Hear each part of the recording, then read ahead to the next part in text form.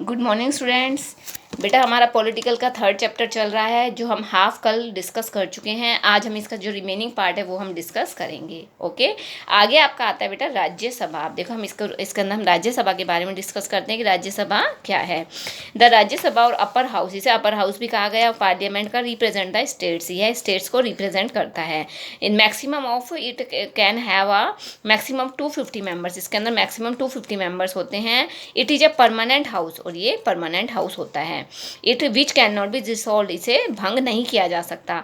After every 2 year, हर 2 साल के बाद, the tenure of 1/3 members and, इसके 1/3 जो मेंबर्स होते हैं, 1/3 मेंबर होते हैं, वो ख़त्म हो जाते हैं और दूसरे नए मेंबर्स का इलेक्ट करके, उन्हें चुनाव करके उन्हें इसके अंदर शामिल कर लेते हैं। और इसका जो टर्म होता है वो 6 ईयर्स का होता है।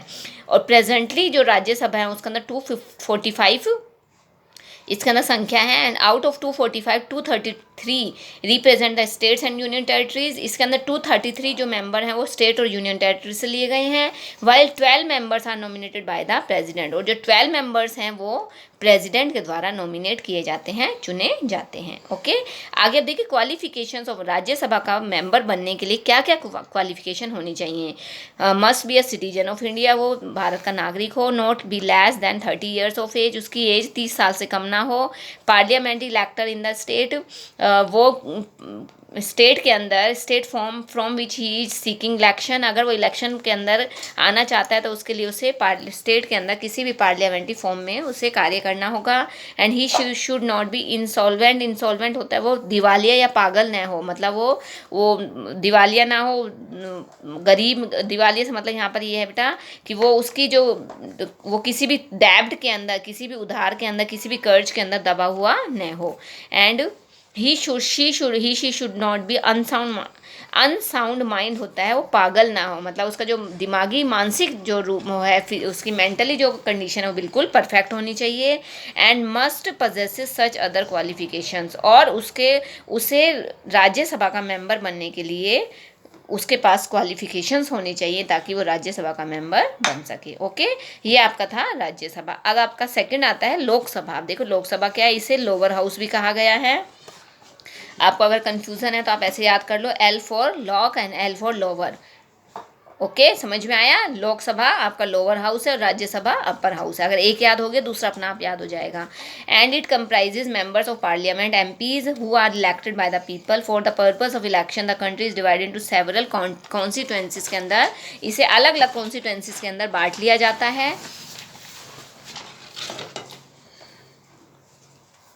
लोकसभा हैज़ प्रेजेंटली 545 मेंबर्स, और लोकसभा के अंदर प्रेजेंटली 545 मेंबर्स हैं। And out of which 530 members are elected from the states, और इसके अंदर 530 मेंबर्स को स्टेट से चुना जाता है। 13 are elected from union territories, 13 members union UT से होते हैं।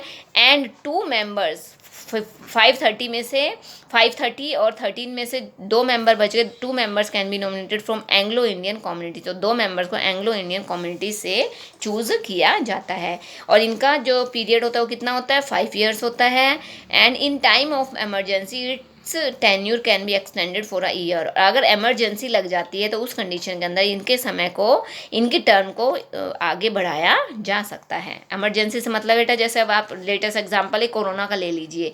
अगर प्रेजेंटली आप इमेजिनेशन करके देखिए, अगर प्रेजेंटली कोई इलेक्शन होने होते इन दिनों, जैसा भी इस समय जो लॉकडाउन चल रहा है, अगर इस कंडीशन के अंदर कोई भी इमरजेंसी आ जाती है, अचानक कोई इमरजेंसी आ जाती है और इलेक्शन का पीरियड पास आ रहा है, उस कंडीशन के अंदर जो इलेक्शंस हैं उन्हें क्या है, पोस्टपोन कर दिया जाता है। और जिस प्रेजेंटली जो कार्य कर रहा है वो क्या है, अपने उसी पद के ऊपर कार्य करता रहता है जब तक वो प्रॉब्लम सोल्व आउट नहीं हो जाती है। तो वो होता है आपका इमरजेंसी पीरियड। ओके, आगे सेलेक्टिंग द नेशनल गवर्नमेंट।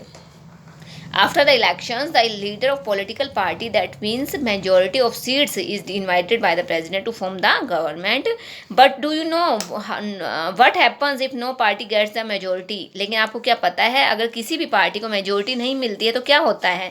तो देखो उस कंडीशन में क्या होता है, अगर आपको याद हो तो मैंने 7th क्लास के अंदर भी आपको पढ़ाया था, एक वर्ड आया था कोइलेशन गवर्नमेंट, याद आया।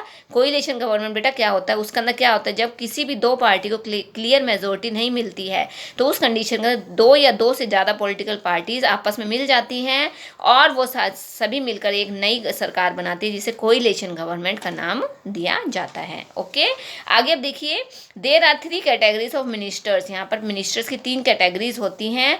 फर्स्ट है आपका cabinet minister, ministers of state, और थर्ड है आपका डिप्टी मिनिस्टर। कैबिनेट मिनिस्टर के अंदर कौन कौन से आते हैं? Defence, home, finance, foreign affairs etcetera.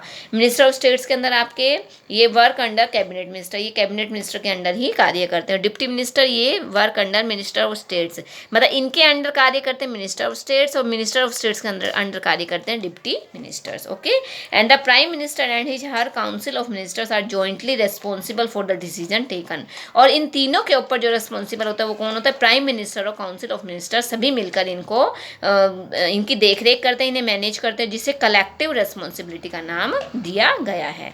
अब देखिए बेटा, लोकसभा के लिए क्या क्या क्वालिफिकेशंस चाहिए? Should be a citizen of India, should have completed 25 years, 25 साल का हो, should not hold any office of profit under, वो किसी गवर्नमेंट जॉब में लगा हुआ ना हो, नेम शुड बी रजिस्टर्ड, वो वोटर लिस्ट के अंदर उसका नाम होना चाहिए, और उसके पीछे कोई भी क्रिमिनल रिकॉर्ड नहीं होना चाहिए, और नॉट बी इंसॉल्वेंट, और वो अपराधी नहीं होना चाहिए, दिवालिया नहीं होना चाहिए।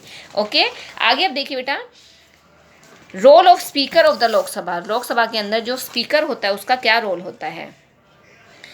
The member of the house elect a speaker and a deputy speaker from among themselves. The speaker perform the following functions. जो स्पीकर होता है उसके क्या क्या कार्य होते हैं? प्रीसाइड्स ओवर द सेशन, प्रीसाइड होता है इंचार्ज, यानी कि जो सेशन चल रहा है उसका जो इंचार्ज, जो मेन जो देख रही रिस्पॉन्सिबिलिटीज होती है वो किसके हाथ में होती है? स्पीकर के हाथ में होती है। डज नॉट वोट, ये वोट नहीं दे सकता, लेकिन in case of a tie he uses his casting vote. अगर कोई इमरजेंसी आ जाती है तो उस कंडीशन के अंदर इसे क्या है? अपना वोट देना पड़ता है। बिल्स आर इंट्रोड्यूस, जो हमने बिल्स कल पढ़े थे आपके, जो ऑर्डिनरी बिल और मनी बिल, तो इन दोनों बिल्स को क्या है इंट्रोड्यूस कौन करता है? ये आपका स्पीकर करता है। Presides over the joint session of both the houses of parliament, parliament के दोनों हाउसेज के अंदर जो जॉइंट सेशन होता है उसे भी उसकी भी इंचार्ज कौन होता है? स्पीकर होता है।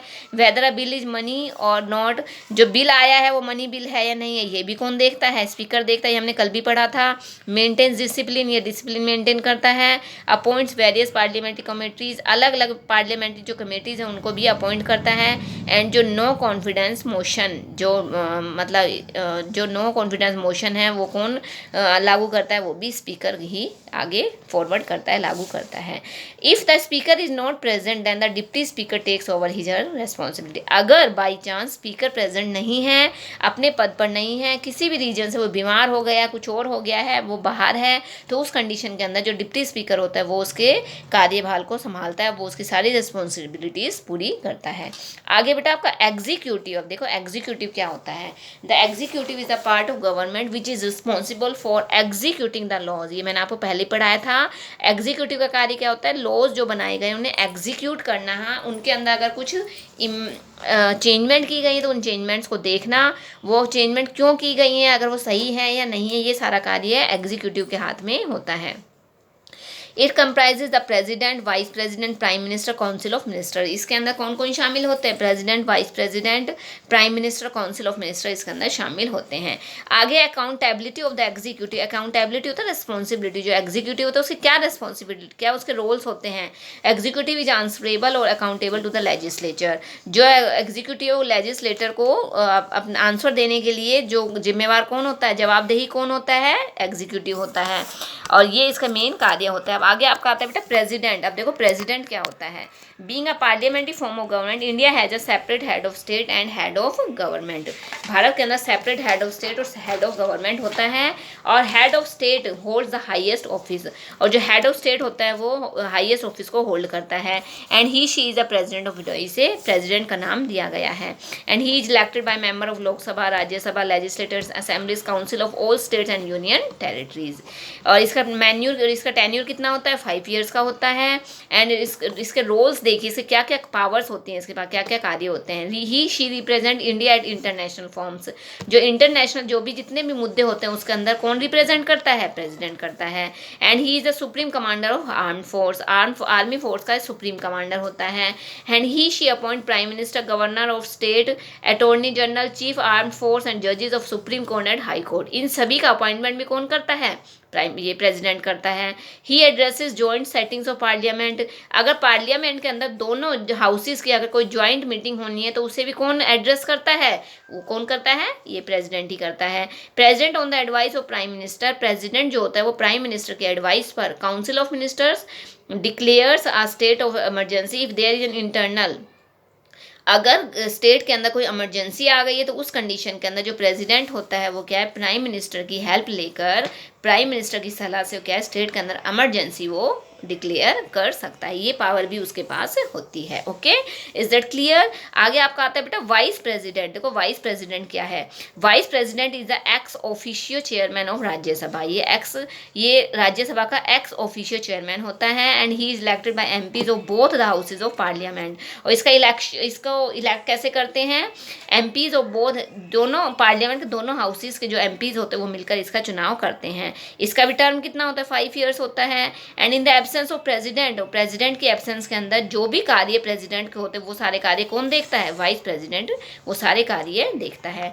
और in the condition of president falls vacant due to death, resignation, illness, अगर प्रेसिडेंट की अचानक डेथ हो जाती है, वो रिजाइन दे देता है, बीमार हो जाता है, तो उस कंडीशन के अंदर भी वाइस प्रेसिडेंट उसके कार्यभार को संभाल सकता है। आप देखिए इसके क्या कार्य होते हैं, he she in charge over the session of Rajya Sabha, ये राज्यसभा के सेशन का इंचार्ज होता है। Vice president acts as president until a new president is elected, और जब तक अगर किसी कंडीशन के अंदर प्रेसिडेंट चला गया है और जब तक नया प्रेसिडेंट इलेक्ट नहीं हो जाता तो उस कंडीशन में वाइस प्रेसिडेंट सारा कार्य प्रेसिडेंट वाला ही करता है। और इसके अलावा when the president is unable to discharge his functions, अगर प्रेसिडेंट अपना कार्य प्रॉपर तरीके से नहीं कर पा रहा है तो उस कंडीशन के अंदर भी वाइस प्रेसिडेंट उसके कार्य को करता है। और when the vice president acts as a president, और जब वाइस प्रेसिडेंट प्रेसिडेंट का कार्य करता है तो उस कंडीशन के अंदर उसे जो सैलरी दी जाती है वो किसकी दी जाती है, उसे प्रेसिडेंट वाली ही सैलरी उसे दी जाती है। ओके, आगे आपका आता है बेटा प्राइम मिनिस्टर। अब देखो प्राइम मिनिस्टर क्या है, prime minister is one of the most powerful person in the government. Government के अंदर जो सबसे पावरफुल होता है वो कौन होता है, प्राइम मिनिस्टर होता है। ही is the leader of the ruling party, ये रूलिंग पार्टी का लीडर होता है। And he she hold the office for the period of 5 years, इसका भी समय कितना होता है, 5 साल होता है। एंड इसके रोल देखो क्या क्या होते हैं, the president appoint the council of minister on the recommendation of the prime minister, जो प्रेसिडेंट है वो काउंसिल ऑफ मिनिस्टर को अपॉइंट करता है, लेकिन किसकी सलाह से, प्राइम मिनिस्टर की सलाह से। He is the chairperson of planning commission, वो प्लानिंग कमीशन का चेयरपर्सन होता है।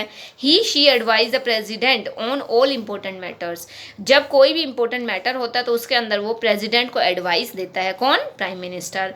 And he allot portfolio and coordinate the work of minister, और ये सारा कार्य किससे करता है, वो जितने भी काउंसिल ऑफ मिनिस्टर्स होते हैं, जितने भी मिनिस्टर होते हैं उन सबके साथ मिलकर ये अपने सारे कार्य को पूरा करता है। आगे आपका आता है बेटा council of ministers. Council of minister देखिए, council of ministers forms an important part of executive, ये एग्जीक्यूटिव का एक बहुत ही इंपॉर्टेंट पार्ट है। Council of minister formed as soon as prime minister is Swarna in, this council is collectively responsible to the house of the people, यानी कि लोकसभा के लिए ये रिस्पॉन्सिबल होता है। अब इसके कार्य देखो बेटा, इसके क्या रोल होते हैं, functions of council of ministers, it formulates, executes, evaluates and the public policies, it coordinate among the various ministers, ये सभी मिनिस्टर्स के बीच में कोऑर्डिनेशन का कार्य करता है। It executes control over administration through natural disaster, अगर अचानक कोई नेचुरल डिसास्टर आ गया है तो उसके अंदर भी क्या है, ये एग्जीक्यूट करता है, ये उसे कंट्रोल करने की कोशिश करता है। And it assist in financial management through fiscal control and operation of the funds, fiscal होता है बेटा टैक्स, जो टैक्स लिए जाते हैं, जो कर लिए जाते हैं, उससे रिलेटेड जो फाइनेंशियल मैनेजमेंट होती है उसका भी जो सारा कार्य होता है वो कौन करता है, काउंसिल ऑफ मिनिस्टर्स ही करते हैं। ओके बेटा, ये आपका चैप्टर कंप्लीट हो गया है। कल संडे है, कल मैं आपको थोड़ा सा एक्स्ट्रा होमवर्क दे रही हूँ, आपको लिखने का भी और लर्न करने का भी। संडे है, कल आप उसको अच्छे से करना और लर्निंग पोर्शन आपको सारा कंप्लीट करना है। Okay, thank you.